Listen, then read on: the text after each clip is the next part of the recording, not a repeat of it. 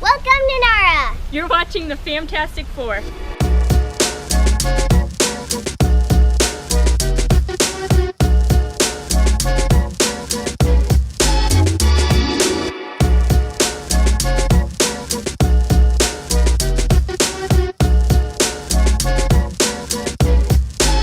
That's one big Buddha.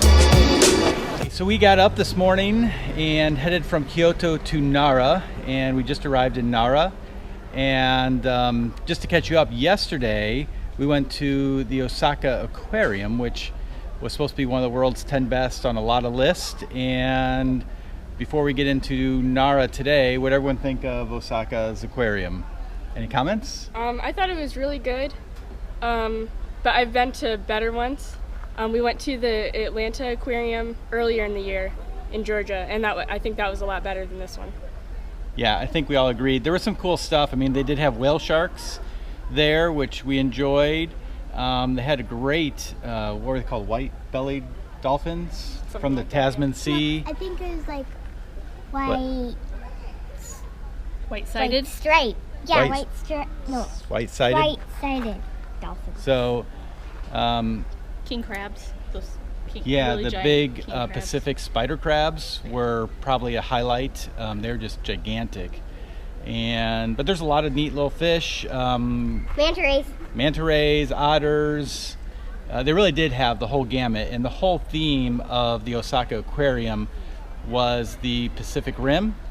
And so it featured fish and mammals and all types of creatures from the Ring of Fire, which goes basically around Japan up to the Aleutian Islands. They have some Aleutian Island big sea otters, and then down even Monterey Bay in California and Mexico and South Pacific, and all the way back up the Asian side of the Pacific Rim. So all in all, it was a good day. It was a good day, but I think we all agreed. We had just been to the Georgia Aquarium 2 or 3 months ago, and that probably still is our most favorite aquarium, and we've been to quite a few, Shed's Aquarium Chicago and others, but Georgia Aquarium still had this one beat.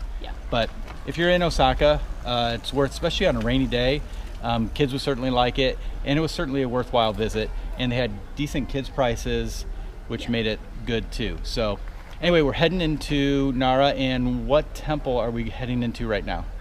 We are heading into the Todaiji Temple, which has a couple of cool features. One is it has the largest wooden building in the world, and it also has the largest bronze Buddha in the world.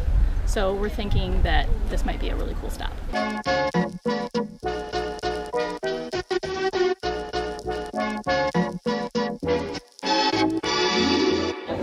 Okay, so we are at the Todaiji Temple, and as we were walking in up toward the Great Hall, a Japanese man stopped us, and he was an English guide, so we got to learn so much more information that we would have missed had he not stopped us. So a couple cool things.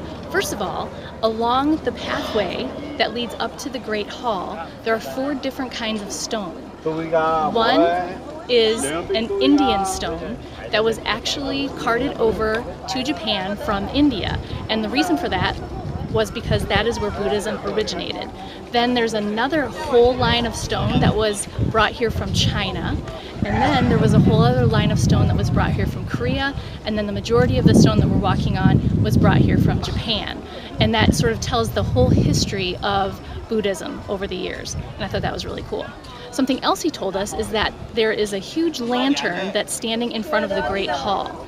This lantern is one of Japanese's national treasures, and it is one of the only things that actually survived from one of the great fires that tore down the first Todaiji Temple. And it is actually lit every year on 2 different occasions, I think, for Japanese sort of festivals or holidays. Something else that was really interesting is if you look up on the Great Hall, there are these 4 little doors kind of up midway that open, and back in the day, only people who were priests or aristocrats were allowed to go into the Great Hall to see the Buddha. So 2 times during the year, those 4 little doors would open, and you could see the Buddha's face peering out. So then that way the common people could actually view the Buddha.